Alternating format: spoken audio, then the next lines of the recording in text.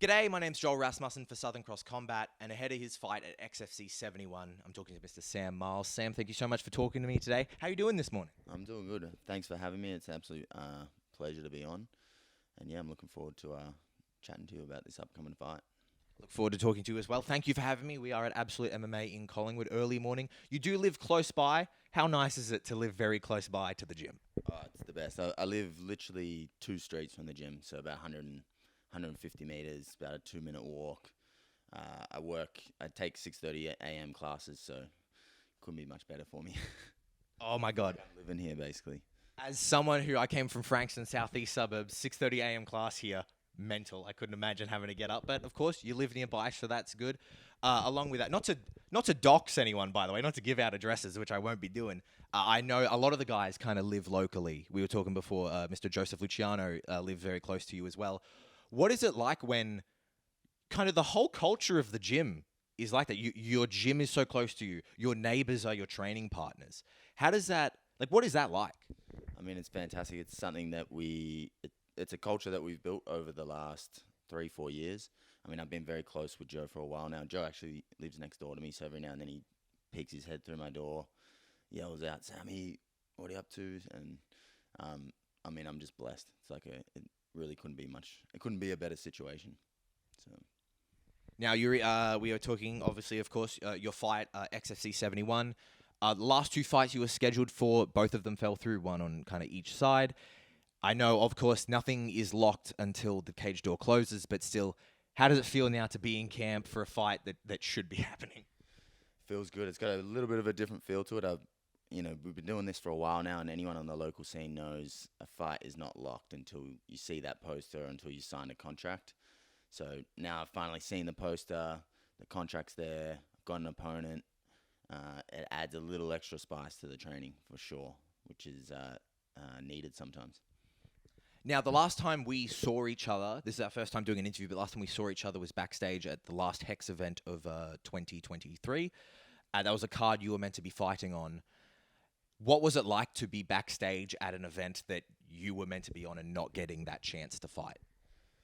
I mean, that's a good question. It was, I mean, that fight that I had with Dimitri on the last Hex got pulled probably 3 or 4 weeks before the show. So I had already kind of been at peace with the fact that I wasn't going to fight. And my main focus that night was obviously Joe, who was fighting for the title against Jono. So I was very much just locked in on that. But of course, seeing Festival Hall, seeing the big crowd, seeing the production, definitely got a little bit of FOMO for sure.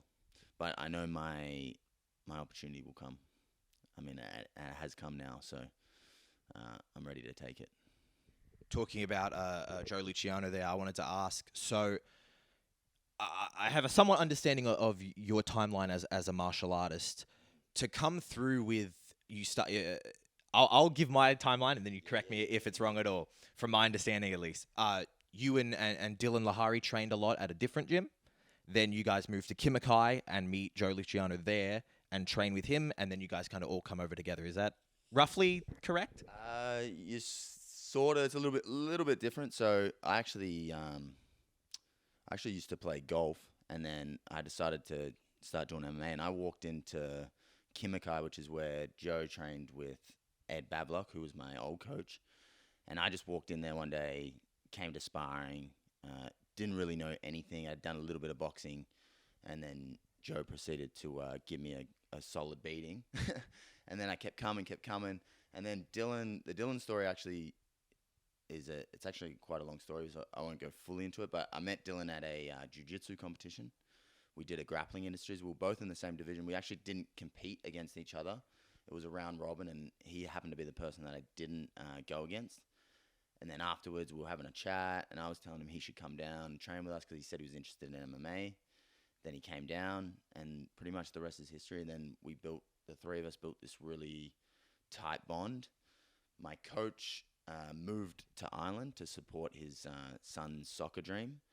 So we then, during that period, he then sent us to Absolute. And we've pretty much been here ever since. I think it's about 3.5, 4 years now, maybe 3.5 years. Pretty much since the first lockdown, we've been here. And yeah, couldn't have worked out any better. This is for me. I really only spent a year at Kimikai with Joe and Ed. So for me, this is pretty much my home. This is where I started in a sense. So talking about that kind of group that you three guys have, I find it super interesting. You guys obviously all the same weight class, all welterweight guys coming in together. I know you've spoken about it before, that this gym didn't necessarily have a lot of guys in that welterweight division. You guys come in to train with both of those guys, someone who is starting out with you and at a similar level in Dylan Lahari, but also someone who is those upper echelons of the scene in Joey Luciano. How is that to train with those two guys for your development as a fighter? I mean, it's been incredible. I mean, I cannot put into words how much Joe specifically has done for me. I would not be here if it weren't for Joe, and I'm not just saying that. Like, he really has taken me from someone who knew nothing to where I am now, and I think I'm at a pretty high level now. And then Dylan, I mean, even better, because Joe, especially at the beginning, I mean, we're like very tight now, but Joe is that coach, a little bit of a father figure. So to have Dylan there with me along the way, and he was also in the same boat. Neither of us knew too much, and we just kept rocking up and getting our ass beat, and it was nice to have someone to resonate with on that journey. So I love both those boys. When you go through that and you're showing up and you're getting beaten up, there's no shame in getting beat up by Joey Luciano, very skilled mixed martial artist. At what point do you then start going, I know I'm getting beaten up a lot, but maybe I can have a fight and I can be the one doing the beating up? Well, I mean, at first it was all I knew, so I didn't actually know how good Joe was at the time. He was my only exposure. And I do remember, like, I would drive to sparring, and I would sit in the car for like 20 minutes before sparring, just thinking, am I going to really do this? Like, I already know what's going to happen. Like, why am I really going to do this? But then eventually I'd get out of the car, do it, and before you know it, you start to get a little bit more comfortable, and then you start to watch the scene, and you say, okay, wow, Joe is very legit. He's one of the best guys. And then you start to do well in the room with other people, and you start to realize, okay, maybe I can do this too, as you start to develop. And I've always had a confidence in my ability to get better and skill acquisition, and I had a strong feeling that I could get to this point, and I'm very excited to prove that. Talking about proving that, you're taking on Sam Dobb. What do you think of Sam Dobb as an opponent and as a fighter? I'm excited about this matchup. I mean, Sam's got a little bit more experience than me. He's been on the scene for a while. He's had some exciting fights. He's fought plenty of good guys. So this is definitely a jump for me. I have actually sparred. We have sparred together. We sparred in Thailand probably 2 years ago. So we have a little bit of familiarity with each other. But I also know that what I'm going to get on the night, especially in those first 3 minutes, is going to be a very different experience to what I had that day in Thailand, or actually on 2 separate occasions in Thailand. From my interactions with him, he seems like a not a bad dude, and yeah, I'm excited. To I think it's going to be a good matchup. I think it's going to be a really good matchup. So, how did those sparring sessions go? I know that's 2 years ago and people evolve. But still, how was those sparring sessions? I mean, a lot changes in 2 years. I'm not gonna comment too much on how it went. I'm sure he probably feels a certain type of way about it. I feel a certain way about it. But a fight is very different. So very, very different. Especially the way he fights. He's I've watched all these fights. He's going to come out the same way every single time. He's going to run at me. He's going to try to take me down, and I'm going to be dealing with a fresh Sam Dobb, which I was not dealing with that day in Thailand. So it's going to be a completely different experience. The only thing I can take from it is I know his dimensions, I know his length, I have a small sense of his strength, although it's going to be different in that opening round. So there's a little bit that I can take from it, but if I put too much weight on those sessions, I'll be doing myself a disservice. So you're a young, hungry guy in this game. And as we've kind of already spoken about, 2 fights fall through, you're raring to go, you really want to go. And then you mentioned there, Sam Dobb's an experienced guy. When that offer comes to you, is that something that crosses your mind, his experience? Do you immediately I'm just happy to have a fight? What was that like when you got offered Sam? I got offered Sam, and so I thought I got offered Sam thinking that it could potentially be a title. Turned out not to be a title.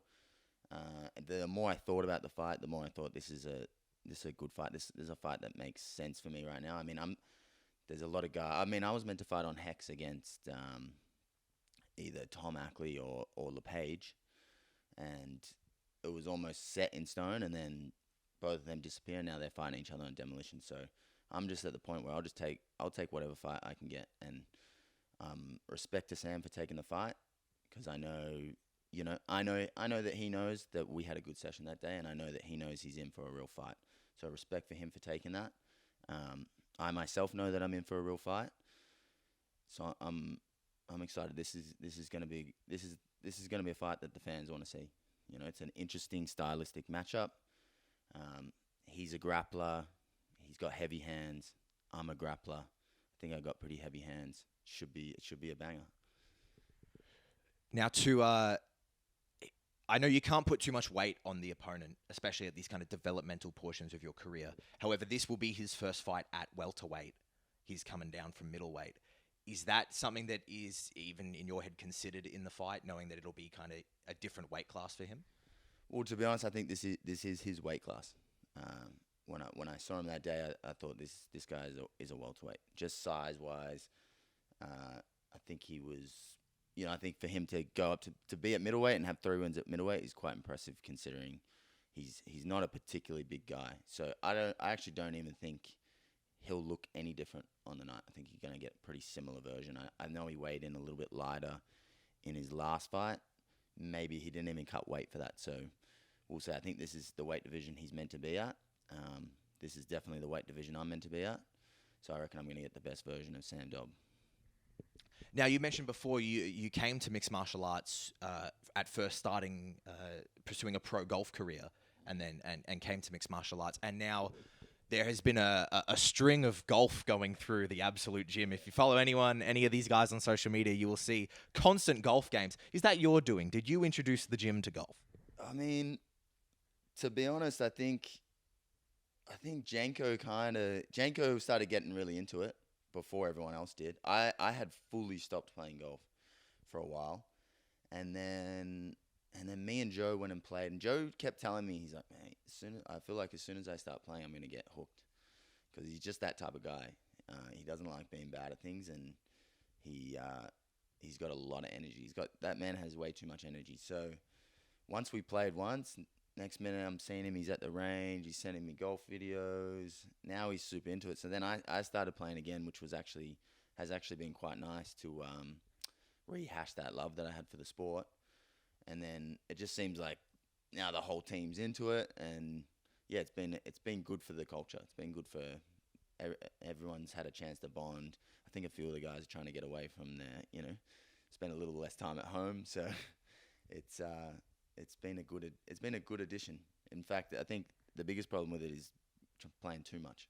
I've actually been trying to pull back, not play as much. But the boys they're obsessed right now. They've got that like beginner gains. They get a little bit of a bug right now. So we'll see how long it lasts. They haven't grown jaded yet to the world of golf. No, and that happens quick. The better you get at it, the more you start to hate the sport, for sure. Well, I wanted to ask, when everyone was like, we're getting into golf again, was it a bit like flashbacks for you, where you're like, uh-oh, oh no? I mean, I just did not expect it. This was my wildest dreams to think that all the boys would be playing golf. I mean, when I was young, like golf was not cool when I was playing golf. Now it's like cool. I used to kind of hide it as I was growing up, and I'd even kind of hide it a little bit from the boys. And now everyone loves golf. Everyone's coming up to me asking questions. Should I buy this driver? I'm slicing it. How do I fix this? So, I mean, I'm still a little bit shocked by the whole situation, but I'm not mad at it. It's been good for me to get back into it, because I do love the sport. My dad loves the sport. It's kind of a bit of a family thing for us. How is that to then go, like, we talked before about when you got the introduction to MMA, Joey kind of roughs you up a little bit, and now to be like, you're in my domain now, I am in the golf course. How is that to kind of see all these guys who may be the leaders in the gym here, are now kind of coming to you on the golf course? I mean, it's. I mean, we've done a full flip, and I get to just watch them and laugh. And that's literally what it is. I'll just be walking around with them, just laughing at how bad they are. But I get like that's how it is at the beginning. I wish, well, when I started, I'm going home with black eyes. These boys are just going home with a hurt ego. So it's probably not a bad flip for them. This fight will be your first pro fight interstate. How does that affect anything? To go back to talking about the fight, how does that affect it? I know you've traveled before for fights, both being in the corner of people and, if I'm not mistaken, fighting overseas, interstate in your amateur career, if I'm not mistaken. But obviously now everyone evolves so quickly just in general, but then the pro scene is different. How is it to be fighting pro interstate? It's exciting. And to be honest, I like the idea of fighting interstate. I like going away with my crew, and it's like it feels like you're on a mission together. So I'm excited about it. Most of my amateur fights were interstate. My first few amateur fights were all interstate because we wanted the 4-ounce gloves, the no shin pads, to get that experience. And I don't think it's gonna be, other than the fact that the result really means something in the long term. Not too much changes in the preparation. I mean, I've been training like a pro for a long time. Even as an amateur, I was training like a pro. I've been obsessed with this game pretty much since I started. So nothing changes. I'm going to go up there. I'm going to put my best foot forward and show the MMA scene where I'm at. Sam, I thank you for your time. I've got one more question for you. Talking about, so you are a 1-0 pro, and although as we talked about, experienced guys, 1 doesn't seem like a lot, but from going from 0 pro to 1 is huge. That's a 100% increase. Between you before your pro debut and now before your second fight, what has your evolution been like as a fighter? Whether that be training, whether that be mentality. When you look at the man who debuted at pro and you look at yourself now, what are the differences that you see? I mean, I'm in a physically, mentally, I'm in a completely different space. I mean, the first one is obviously there's a lot of pressure, and a lot of that pressure is self-imposed. There's that feeling of the unknown, of how is it going to feel in there, the 5-minute rounds, the fact that the fight means something. Having that experience is massive. But even on top of that, I think where I'm at, in life, I'm 27 years old. I'm starting to hit my prime. I haven't been doing MMA for a long time, but I've been competing as an athlete for a very long time, and I feel like mentally, physically, it's starting to all come together. So I'm complete. I mean, everyone's going to say this is cliche, but I'm a completely different guy to what I was last year, both skill level, maturity. I feel like it's my time. I feel like this year I'm going to, I feel at the end of this year there will be a different hype around my name to what there is right now. I didn't get the opportunities that I wanted last year, but this year it's maybe that was for a reason. Maybe I needed that because I know I've matured a lot outside of fighting to be in the position that I'm in now. So yeah, I'm excited. This is gonna be a great fight. Respect to Sam Dobb, but let's put on a show. Sam Marles, I thank you very much for your time. Thank you for talking to me today. Best of luck and safe travels to Queensland.